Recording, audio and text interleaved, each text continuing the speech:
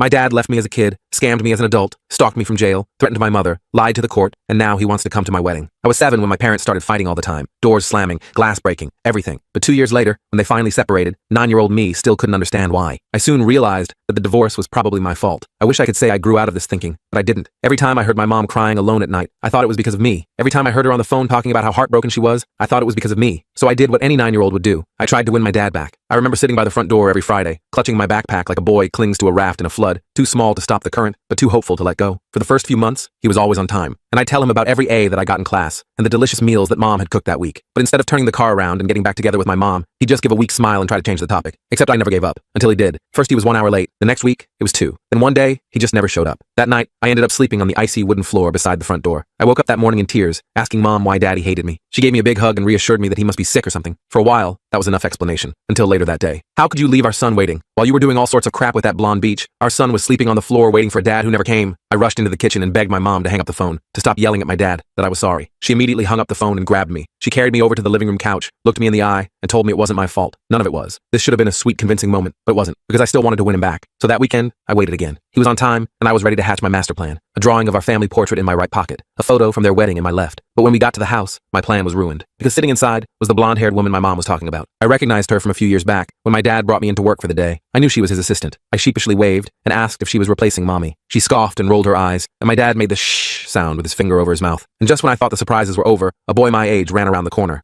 Hi.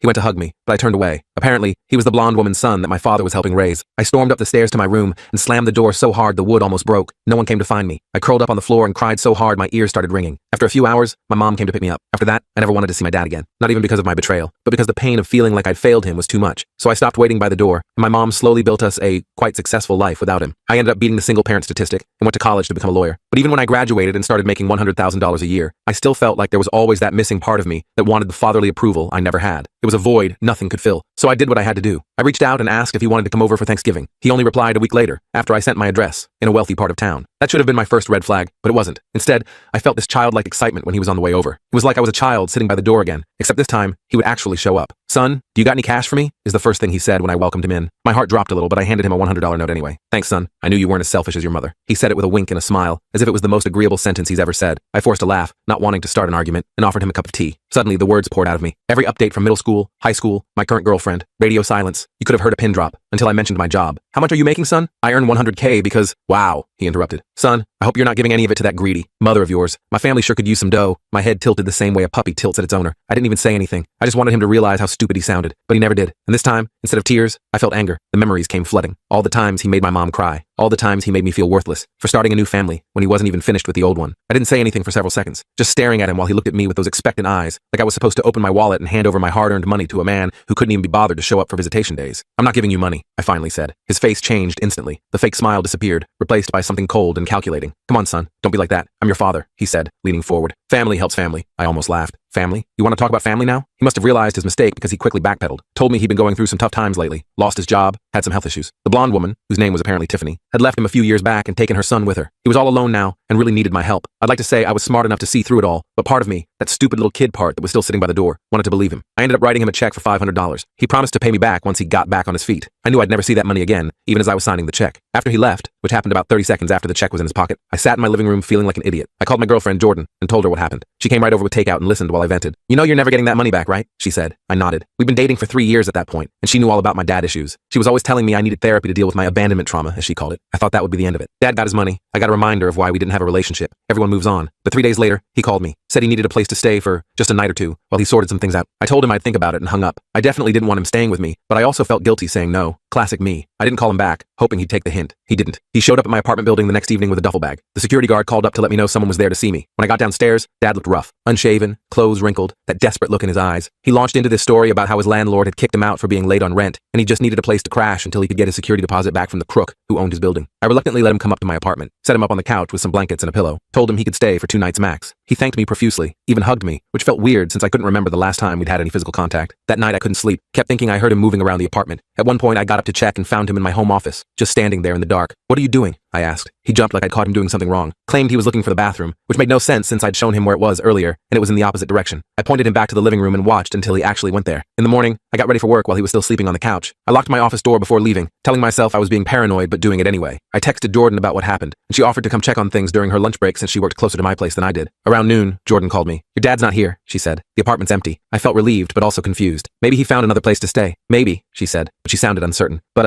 your office door's open." I definitely remembered locking it. "Check my desk," I said. "Top right drawer." There was a pause. "It's open too, and empty. That's where I kept my checkbook and some emergency cash. About $200 was missing, plus several blank checks. I called the bank immediately to cancel the account, then left work early to go file a police report. The officer who took my statement seemed bored. Told me theft between family members was a civil matter, unless I could prove he'd forced his way in. Since I'd invited him to stay, there wasn't much they could do. He suggested I try to contact my father directly to resolve things. I tried calling, but his phone went straight to voicemail. I left a message telling him I knew what he'd done and demanding he return my property. Then I spent the rest of the day contacting my credit card companies and putting fraud alerts on my accounts. 2 days later, my bank called. Someone had tried to cash a check for $5,000 from my account. The teller had been suspicious because the signature didn't match mine, and the account had already been flagged. They'd turned the person away, but kept the fraudulent check as evidence. I went to the bank to give a statement and look at their security footage. Sure enough, there was my dad trying to cash a check he'd stolen from me. I took still images from the footage to the police station and filed another report. This time, they took it more seriously since I had evidence of actual check fraud. A week went by with no word from or about my dad. I was starting to think he'd skipped town when I got a call from a number I didn't recognize. It was a woman named Barbara, who identified herself as my dad's current girlfriend. "Your father's been arrested," she told me. Apparently, the check fraud at my bank wasn't his first attempt. He'd successfully cashed several fraudulent checks at other banks, using accounts that belonged to other people, including Barbara. When the police picked him up, he had fake IDs and stolen checkbooks from at least 3 different people. Barbara wanted to know if I was going to help him out. I asked what she meant. "With bail money," she said, like it was obvious. "He's your father." I laughed. I couldn't help it. "He stole from me too," I told her. "He's on his own." She called me some choice names before hanging up. I blocked her number immediately. The district attorney's office contacted me a few days later. They wanted me to testify against my dad as one of his victims. I agreed without hesitation. Part of me felt guilty, that same part that used to wait by the door, but I pushed it aside. He'd made his choices. The pretrial hearing was set for a month later. In the meantime, my dad started calling me from jail. I didn't accept the charges for the first few calls, but eventually curiosity got the better of me. I wanted to hear what possible excuse he could have. "Son, you've got to help me," he said immediately. "These people in here are animals. I don't belong here." I remained silent, letting him dig himself deeper. "Look, I know I messed up. I was desperate, but you're doing great. You can afford to help your old man out. What's a few $1,000s to someone like you?" Still, I said nothing. "Hello? Are you there?" he asked. "Listen, if you help me get out of here, I swear I'll pay you back. Double. I've got some business opportunities lined up that are going to be huge." "Like what?" I finally asked. He launched into this elaborate story about some investors he'd met who needed help moving money from overseas accounts. All he needed was a small stake to get started. Classic scam stuff that probably would have worked on me a month ago because I wanted so badly to believe he could change. "I'm not bailing you out," I said, "and I'm testifying against you at the hearing." He exploded. Started yelling that I was ungrateful, that he'd given me life, that I owed him everything. Called me every name in the book. I hung up while he was still ranting. The calls kept coming after that. Sometimes he'd be angry. Other times he'd try to guilt trip me by talking about how sick he was or how dangerous jail was for a man his age. Once he even pretended to be crying, talking about how he'd always loved me and just made some mistakes. I stopped accepting the calls altogether, changed my phone number just to be sure. The day of the hearing arrived. I put on my best suit and headed to the courthouse. Jordan came with me for moral support. We sat in the hallway waiting for them to call my name, my stomach in knots. I hadn't seen my dad in person since the night he stayed at my apartment. When they finally called me in, I walked past my dad sitting at the defense table. He looked smaller somehow, in his orange jumpsuit. He tried to catch my eye, but I kept my gaze straight ahead. I testified about what happened, how he'd asked for money, stayed at my apartment, stolen my checkbook, and attempted to forge checks in my name. The prosecutor showed the bank footage. It was all very straightforward. When it was the defense attorney's turn to cross-examine me, he tried to suggest I had given my dad permission to use my checks. I shut that down immediately. Then came the personal attacks. "Isn't it true that you've harbored resentment toward your father since your parents' divorce?" he asked. "Objection. Relevance," the prosecutor said before I could answer. "I'm establishing the witness's bias, Your Honor," the defense attorney argued. The judge allowed it, so I had to answer. "I was disappointed when my father abandoned our family. Yes. And isn't it possible that this case is just another way for you to punish your father for leaving?" I took a deep breath. "This case exists because my father stole from me and committed fraud. My feelings about my childhood have nothing to do with those facts." The defense attorney tried a few more angles, but eventually gave up. As I left the witness stand, my dad mouthed, "Please help me," with his pathetic look on his face. I walked past him without acknowledging it. The judge found enough evidence to proceed to trial, but that was scheduled for several months away. My dad was denied bail due to being a flight risk with his history of using false identification. I thought that would be the end of my involvement until the trial, but a week later, I got another call from an unknown number. This time it was my half-brother, the blonde woman's son. His name was Thomas, and he was 28 now, my age. "I heard about what happened with Dad," he said. His voice was deeper than I expected. "I'm not calling to defend him or anything. I just thought maybe we could meet up sometime." I was suspicious at first, thinking maybe my dad had put him up to contacting me, but Thomas seemed genuine. He told me he hadn't had any contact with our dad in years either, not since his mom finally left him when Thomas was 16. "He pulled the same crap with us," Thomas said. "Always asking for money, making promises he never kept, disappearing for weeks at a time." We agreed to meet for coffee that weekend. It was weird sitting across from someone who looked vaguely like me around the eyes and had experienced the same type of paternal disappointment. We ended up talking for hours, filling in the gaps of each other's stories. "He used to tell me you didn't want to see him anymore," Thomas said. "That you chose your mom over him and refused to visit." I snorted. "He told me he was helping to raise you like it was some noble sacrifice he was making." We both laughed at how ridiculous it all was. Thomas had turned out okay despite everything. He was an electrician, married with a baby on the way. We exchanged numbers and promised to stay in touch, which we actually did. Meanwhile, my dad started writing me letters from jail since I'd blocked his calls. The first few I threw away unopened, but curiosity got the better of me eventually. His letters were all the same, asking for money for his commissary account, complaining about jail conditions, and promising to make everything up to me if I would just help help him this one time. Then his tone changed. The next letter included thinly veiled threats about what would happen if I testified against him at the trial. He mentioned my address, Jordan's workplace, even my mom's business. It was clearly meant to intimidate me. I took the letter to the prosecutor, who added witness intimidation to the charges against him. His defense attorney dropped him after that, and he was assigned a public defender. As the trial date approached, I started getting anonymous phone calls, heavy breathing, then hanging up. Once, someone just said, "We know where you live," and disconnected. I installed a security system and made sure Jordan was never alone at my apartment. The prosecutor thought it might be one of my dad's jail buddies trying to scare me off from testifying. They offered to put me in a hotel under an assumed name for the week of the trial, but I refused. I wasn't going to let him intimidate me. 2 days before the trial, Barbara, my dad's girlfriend, showed up at my office. She made it past reception by claiming to be a client in distress. When I came out to the waiting area, she started screaming about how I was destroying her life by sending my father to prison. Security escorted her out, but not before she spat in my direction and yelled that I would regret this. I filed for a restraining order that same day. The trial itself was anticlimactic. My dad took a plea deal at the last minute. 3 years for fraud and attempted witness intimidation, with the possibility of parole after 18 months. I didn't have to testify after all. I thought that would be the end of it. But my dad managed to get a message to me through his public defender. He wanted to see me before they transferred him to state prison. Against my better judgment and Jordan's explicit advice, I agreed to one visit. The visitation room was depressing. All concrete and plastic chairs bolted to the floor. My dad shuffled in wearing handcuffs and an orange jumpsuit. He looked older than his 55 years. His face gaunt and eyes hollow. "Thanks for coming," he said as he sat down across from me. "I wasn't sure you would." "What do you want?" I asked. I wasn't in the mood for small talk. He sighed heavily. "I want to apologize. I know I messed up. With you, with Thomas, with everything." I didn't respond. I'd heard his apologies before, usually right before he asked for something. "I've had time to think in here," he continued, "about all the ways I failed you as a father, about why I left in the first place." That caught my attention. He'd never talked about why he left before. "Your mother and I were having problems long before we split up," he said. "But instead of working on them, I took the coward's way out, found someone who didn't know all my flaws yet. Then I did the same thing to her eventually." He looked up at me. "But the worst thing I did was making you think it was your fault somehow. It was never about you. You were the best part of my life, and I threw that away because I was too selfish and too scared to be the man you needed me to be." I felt tears threatening but blinked them back. "Why are you telling me this now?" "Because I'm facing real consequences for the first time in my life," he said, and I realized I might never get another chance to tell you the truth. For a moment, I almost believed him, almost thought this might be a genuine turning point. Then he ruined it. "I was hoping maybe you could put some money in my commissary account," he said, "just enough for some decent food and a few comforts. The state doesn't provide much." And there it was. I stood up. "Wait," he said quickly. "That's not why I asked you here. I really did want to apologize." "No, you wanted to soften me up so I'd give you money," I said. "Same as always." "That's not true," he protested, but his eyes gave him away. They always darted to the left when he was lying. I'd noticed it as a kid but forgotten until this moment. "Goodbye, Dad," I said. I turned to signal the guard I was finished. "Wait," he called after me. "I know where your mother keeps her emergency money, in that ceramic duck in the kitchen. We could split it if you just—" I didn't hear the rest because the door closed behind me. I walked out of that jail and didn't look back. That night, I called my mom. We hadn't talked about my dad in years, an unspoken agreement between us. But now, I needed to. "He tried to get me to steal your emergency money," I told her after explaining everything else. She laughed. "I haven't kept money in that duck since we were married." I knew he knew about it. We talked for hours that night. About the divorce, about how hard she'd worked to give me a good life, about all the times my dad had disappointed me that she didn't even know about. It was cathartic, like lancing a wound that had been festering for decades. "You know," she said before we hung up, "I used to blame myself for how he treated you. I thought if I'd just tried harder to make the marriage work, you wouldn't have gone through all that pain. It wasn't your fault," I said automatically. "No, it wasn't," she agreed. "Just like it wasn't yours. Some people are just broken, honey, and no amount of love can fix them if they don't want to be fixed." Those words hit me hard. All those years I'd spent thinking I could somehow earn my dad's love if I was just good enough, successful enough, generous enough. But the problem had never been me. It had been him all along. The next day, I called a therapist and made an appointment. Jordan had been right. I had some serious abandonment issues to work through, but for the first time, I felt like maybe I could actually heal instead of just carrying around the weight of my father's rejection. Thomas and I kept meeting for coffee every few weeks. It was strange having a half-brother after being an only child for so long, but also nice. We bonded over our shared experiences with our dad, but also discovered we had other things in common. A love of old sci-fi movies, the same weird habit of organizing our sock drawers by color, a talent for remembering useless trivia. 6 months into my dad's sentence, we got word that he'd been caught running a small-time con inside the prison, convincing other inmates to give him their phone privileges in exchange for legal advice he wasn't qualified to give. His parole possibility was revoked. Thomas and I met up after hearing the news. We weren't surprised, but it still hurt somehow. "Do you think he'll ever change?" Thomas asked me over his coffee. I thought about it for a minute. "No," I finally said. "I don't think he can." Thomas nodded. "Me neither. I used to wish he would, but now I just feel sorry for him." That was exactly it. Somewhere along the way, my desperate need for my father's approval had transformed into pity for a man who would never know what it meant to truly love someone else more than himself. As if reading my thoughts, Thomas raised his coffee cup in a mock toast. "To moving on," he said. I clinked my cup against his. "To moving on." And for the first time in my life, I truly felt like I could. The trial came and went. Dad got sentenced to 5 years with possibility of parole after 3. I thought that would be the end of it. But life is never that simple, especially when you've got a manipulative father who refuses to accept responsibility. About 4 months into his sentence, I got a letter from the prison chaplain. Apparently, my dad had been attending regular services and had found God or whatever. The chaplain thought it might be healing for both of us if I came to visit. I showed the letter to my therapist during our weekly session. "What do you think?" she asked me, in that non-committal therapist way. "I think it's BS," I said immediately. "He's working some angle. He always is." She nodded. "That's certainly possible. But what if he's not? Would you regret not giving him one more chance?" I hated that question. The answer was complicated. Part of me, the grown-up, rational part, knew my dad was a lost cause, but that stupid little kid part that used to wait by the door with his backpack, that part kept whispering "what if" in my ear. I decided to go, but I had rules. I wouldn't bring money. I wouldn't agree to anything during the visit. And I'd leave the second he started his usual manipulation tactics. When visitation day came, Jordan offered to drive me. She waited in the car while I went inside the grim concrete building. The guards processed me through security like I was the criminal. They made me empty my pockets, patted me down, and led me to a room with rows of tables divided by low partitions. I sat there for 15 minutes before they brought my dad in. Prison hadn't been kind to him. His hair had gone completely gray, and he'd lost weight. He shuffled more than walked. When he saw me, his face lit up in a way I hadn't seen since I was a little kid. "Son, you came." He tried to hug me, but I stepped back. He didn't seem bothered, just gestured for me to sit. "The chaplain said you wanted to see me," I said, keeping my voice neutral. Yes.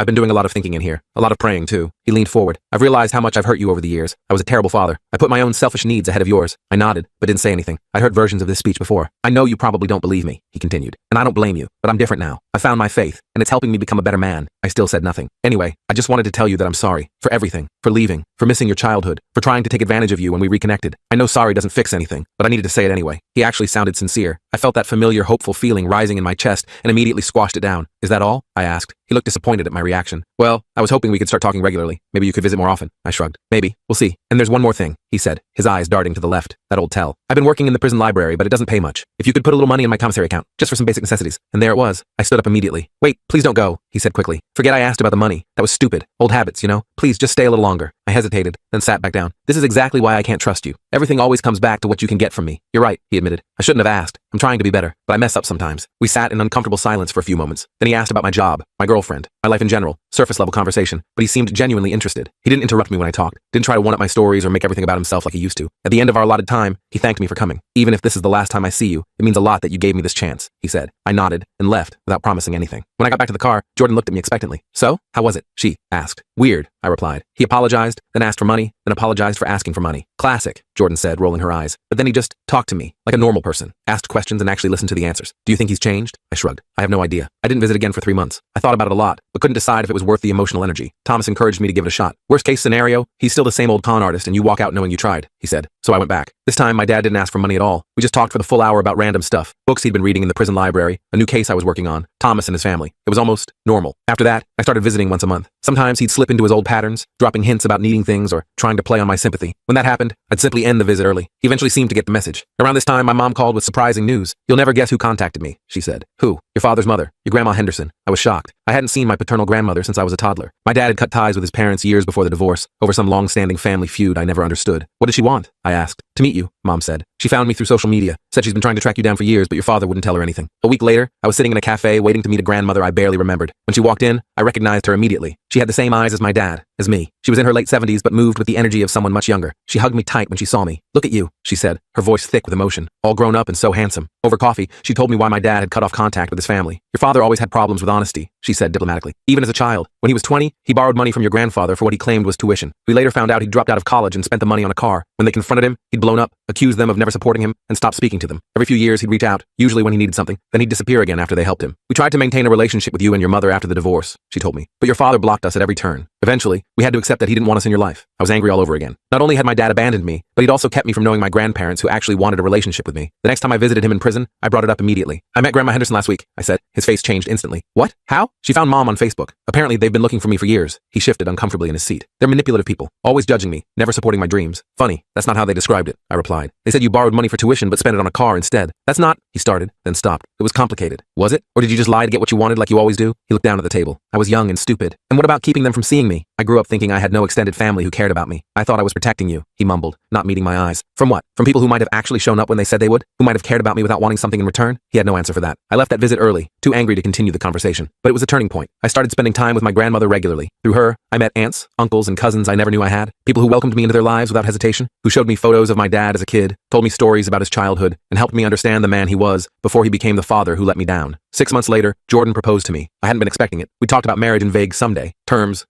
but she surprised me with a ring after dinner one night at home. No big public gesture, just the two of us in our pajamas on the couch. It was perfect. As we started planning the wedding, the question of whether to invite my dad loomed large. He would still be in prison when the wedding took place, so it was mostly symbolic, but it felt important. I discussed it with Jordan, with my therapist, with Thomas, even with my mom. Everyone had different opinions, but they all said the same thing in the end. "It's your decision." I visited my dad and told him about the engagement. He seemed genuinely happy for me. Then I took a deep breath and said, "I'm not sure if I want you at the wedding, even symbolically." His face fell, but he nodded. "I understand." "Do you? Because I'm not doing this to punish you. This isn't about the past last anymore. Then what is it about? He asked quietly. It's about the fact that a wedding is supposed to be about people who support your relationship and want to see you happy. And I don't know if that's you. I've never been sure if you care about my happiness or just what I can do for you. He was quiet for a long time. When he finally spoke, his voice was different somehow, softer. You're right to question that. I haven't given you many reasons to believe I care about you for you. He looked up at me. But I do. Even when I was at my worst, even when I was using you, I still loved you. I just love myself more. It was the most honest thing he'd ever said to me. I won't ask to be at your wedding, he continued.